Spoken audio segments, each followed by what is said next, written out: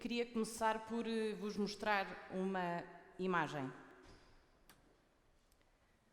Mas quero tentar perceber se sabem onde é que esta imagem foi tirada. Quem é que acha, e levanta o braço, que esta imagem esta fotografia foi tirada na Europa? Levanta o braço. Quem é que acha que esta fotografia foi tirada em África? Quem é que acha que esta fotografia foi tirada na Ásia? Quem é que acha que esta fotografia foi tirada na América do Sul? Esta fotografia foi tirada na Venezuela. Este rapaz tem 11 anos, chama-se German e pesa metade do peso que era suposto para um menino da sua idade. A mortalidade infantil desde 2016 aumentou 30% na Venezuela. Uma das principais causas de morte hoje em dia para um menino da idade dele são as diarreias, que é uma causa de morte que nós achamos impensável num país como o nosso. Esta é uma imagem que necessariamente nos toca o coração. E é por haver injustiças como esta, e não interessa se é no meu país, se é noutro continente, isto a mim incomoda-me e foi por isto, para combater este tipo de situações, que eu entrei na atividade política. E uma das primeiras lições que eu aprendi é que não há idade mínima para nós conseguirmos mudar o mundo à nossa volta. Qualquer um de nós, desde que tenha essa vontade, desde que tenha essa vocação, desde que trabalhe para isso, consegue efetivamente fazer a diferença naqueles que nos rodeiam. Deixo-vos 3 histórias. Esta rapariga chama-se Angela Bachillon e basicamente foi a primeira vereadora eleita com trissomia 21 em Espanha, em Valladolid, aos 29 anos. A razão que a levou a entrar na atividade política é aquela que, à partida, era a razão que a levava a não ter o mesmo nível de participação do que qualquer um de nós. É portadora de uma deficiência e queria provar às pessoas que isso não era nenhuma limitação. Que isso, neste caso, foi a ignição, foi o ponto de partida, foi a origem para que esta jovem se envolvesse na atividade política e fosse a primeira vereadora eleita em Espanha com trissomia 21. Este rapaz chama-se Jack Andrade e aos 22 anos já conseguiu fazer uma invenção que vai mudar a vida de milhões de pessoas em todo o mundo. Ele inventou um teste que em 5 minutos e custando apenas alguns cêntimos consegue detectar o cancro do pâncreas. Isto aconteceu porque ele aos 13 anos, e recorda, ele tem 22, aos 13 anos, teve uma circunstância da vida dele que o levou a procurar o conhecimento. Ele tinha um tio não de sangue, um tio do coração, que faleceu com o cancro do pâncreas. E ele ficou muito revoltado e aquilo que ele costuma dizer é que à dor procurou responder com o conhecimento.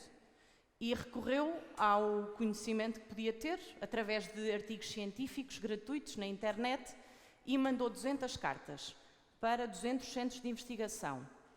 E houve apenas um deles que lhe respondeu e que lhe disse: vem cá, vem tentar.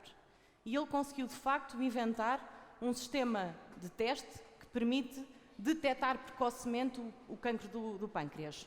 O cancro do pâncreas, um ano após a sua descoberta, tem 75% de taxa de mortalidade.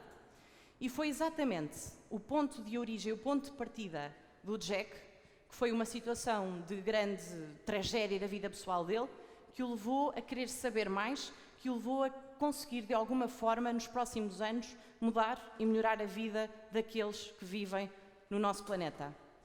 E o terceiro exemplo, se calhar é aquele que é mais conhecido por todos aqueles que estão nesta sala. A Malala.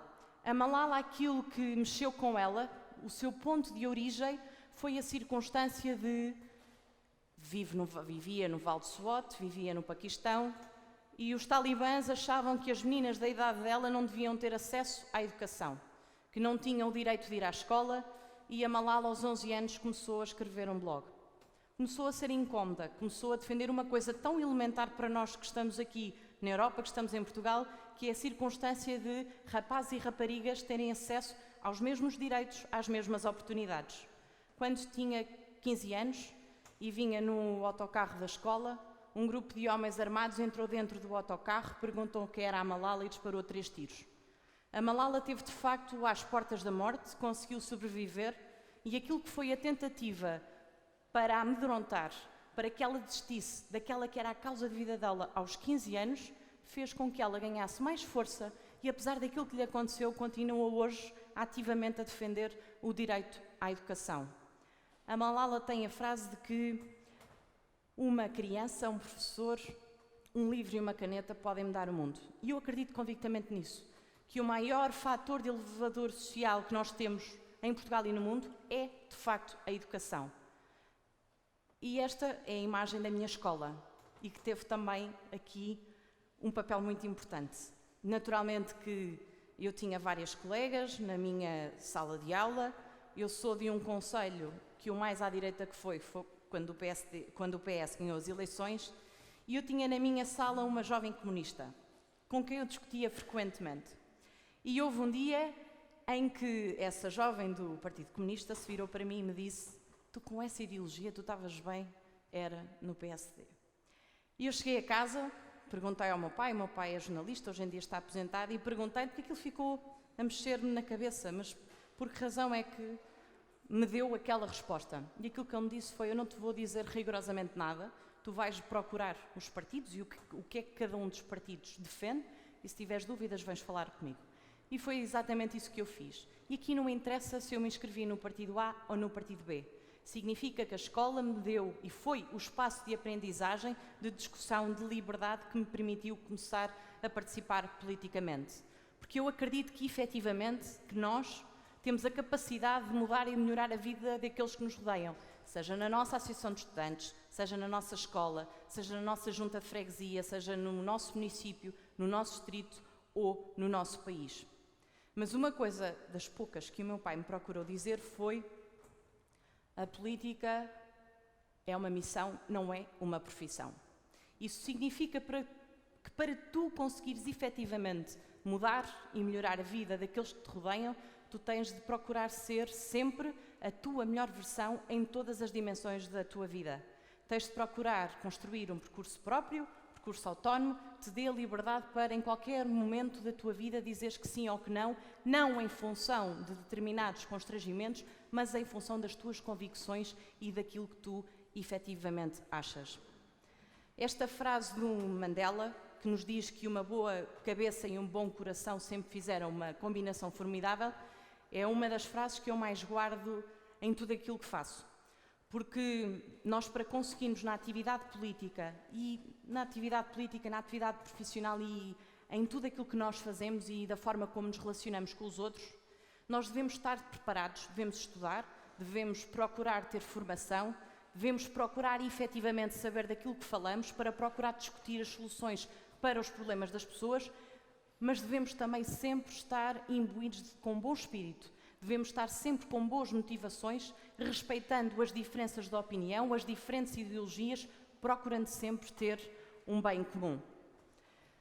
Durante este percurso, e tendo sempre presente que a política muitas das vezes é vista em Portugal como uma atividade pouco nobre, que é ao contrário daquilo que era suposto ser, naturalmente que tivemos maus exemplos, mas eu procurei, com a minha formação profissional, com a minha formação académica, com depois naturalmente o percurso que fiz na atividade privada, procurei sempre ter presente aquela máxima de não há um bom político que seja um mau colega, não há um bom político que seja um mau filho, não há um bom político que seja um mau profissional.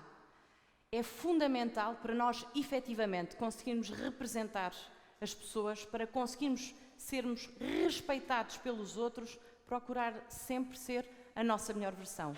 Isso não significa que nós tenhamos sempre a obrigação de sermos os melhores em tudo. A comparação que eu acho que nós devemos fazer não é relativa, é sermos os melhores daquilo que nós de facto conseguimos fazer. E respeitando os outros e, sobretudo, procurando que os outros também nos respeitem a nós, foi isso que eu procurei fazer na Associação de Estudantes, na Associação Académica. E, naturalmente, que fazendo este percurso, houve uma altura, e neste caso foi aos 26 anos, que me foi colocada a possibilidade de entrar no Parlamento como deputada. Eu, no dia em que tomei posse, no dia 23 de outubro de 2015, tinha um misto de sentimentos. Por um lado estava muito feliz, mas por outro lado sentia às costas o peso da responsabilidade que é estar a representar os outros. Ter a preocupação de não frustrar expectativas, ter a preocupação de procurar representar, mas sem colocar em causa aquelas que são as nossas convicções, e em muitas das votações foi sempre esse o exercício que eu procurei fazer. Há várias histórias, há vários exemplos, há várias aprendizagens que eu fiz ao longo destes 4 anos em que estou na Assembleia da República. Eu diria que talvez o episódio que mais me marcou, para além de Pedrógão, eu sou do distrito de Leiria e vivi de muito perto aquilo que se passou em Pedrógão Grande, mas para além desse episódio em concreto, houve um tema para o qual me chamaram a atenção e que mexeu muito comigo. Foi quando me desafiaram a visitar um conjunto de instituições onde havia crianças institucionalizadas e me explicaram que em Portugal as crianças que não têm pai, não têm mãe, ou os pais não têm condições para estarem com os seus filhos, destas crianças, e são mais de 8.000 em Portugal, apenas 3% estão em famílias de acolhimento. 97% destas crianças estão em instituições. Quando as recomendações internacionais aquilo que nos dizem é que desejavelmente as crianças devem estar não numa instituição, mas numa família. A cada criança, uma família.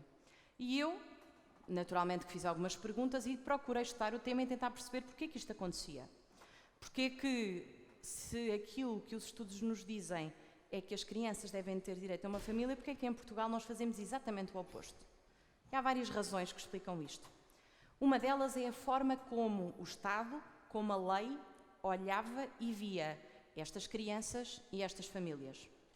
E apercebi-me que se uma família de acolhimento tivesse uma criança de 2 anos e a criança precisasse de ir, por exemplo, ao médico, aquele pai ou aquela mãe de acolhimento tinha de a levar ao médico, mas aquela falta era uma falta injustificada. Ou se, por exemplo, aquela criança precisasse de ficar numa creche e houvesse a necessidade de suportar 200 ou 300 euros com a creche daquela criança, aquela era uma despesa que não era aceite em sede de IRS. E eu deparei-me com a inconsistência, a incoerência do nosso quadro legal quando me apercebi, por exemplo, que se aquela família tiver aquela criança numa creche, não pode utilizar em sede de IRS aquela dedução. Mas se tiver, por exemplo, um cão e despesas com o veterinário, já é aceito do ponto de vista fiscal. Eu não estou a colocar em causa a possibilidade de nós usarmos as despesas com o veterinário. Aquilo que eu estou a colocar em causa é, no meu modelo de sociedade, as crianças estarão necessariamente em primeiro lugar. Apresentámos um projeto de lei na Assembleia da República com algumas destas alterações e a esmagadora maioria delas foi aprovada. E naquele dia, à minha escala, e porque somos 230 deputados na Assembleia da República, eu senti-me feliz porque senti que com a minha intervenção, com a dedicação que eu dediquei àquele tema, onde emocionalmente, naturalmente me envolvi bastante, consegui de alguma forma mudar e melhorar a vida de alguém em Portugal. Curiosamente, a vida daqueles que muitas das vezes são exatamente aqueles que estão em situação de maior vulnerabilidade e a quem o poder político muitas vezes tem falhado. Foi-me dada a possibilidade de, o ano passado, fazer um discurso no dia 25 de Abril, na Assembleia da República.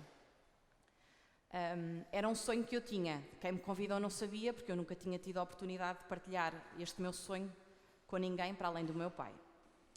E era um sonho porque eu venho de um concelho em que, a seguir ao Natal, a data mais importante é o 25 de Abril.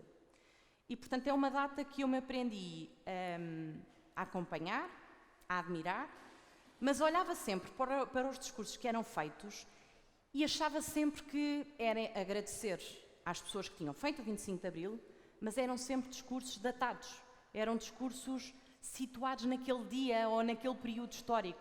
Naturalmente que também havia algumas intervenções de pessoas que achavam que esta data era a data para aproveitarem para fazer guerrilha política, que podiam perfeitamente fazer nos outros 364 dias do ano. E eu tinha o sonho de poder falar no dia 25 de Abril porque era a oportunidade que eu tinha de poder dizer que para mim o 25 de Abril é agradecer àqueles que fizeram o 25 de Abril, mas é sobretudo de perceber o que é ao dia de hoje e que era sonhado e aspirado por aquelas pessoas que fizeram o 25 de Abril, ainda não é uma realidade em Portugal.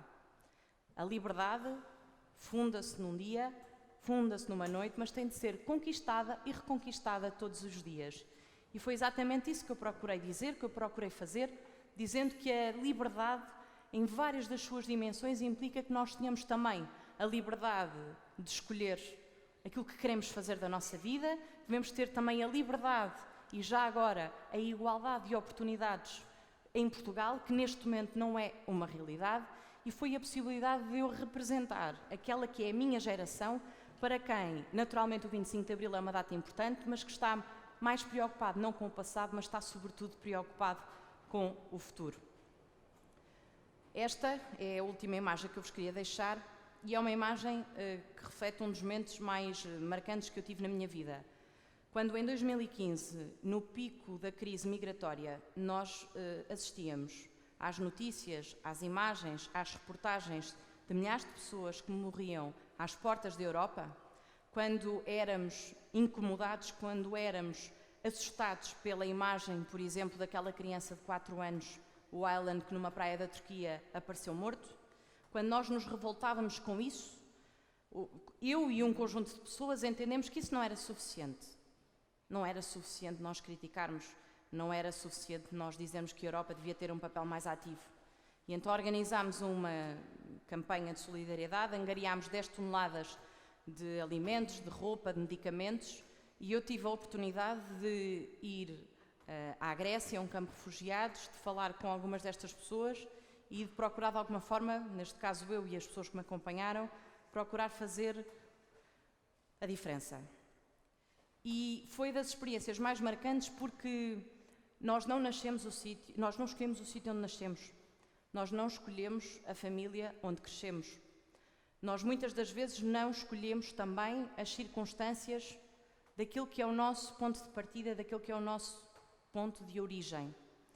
E eu acho que a política deve ser, sobretudo, a busca permanente de garantir que, independentemente do nosso ponto de partida, aquilo que deve ser fundamental e determinante para aquilo que nós vamos fazer a seguir é o nosso esforço, o nosso trabalho, a nossa dedicação, a nossa vontade.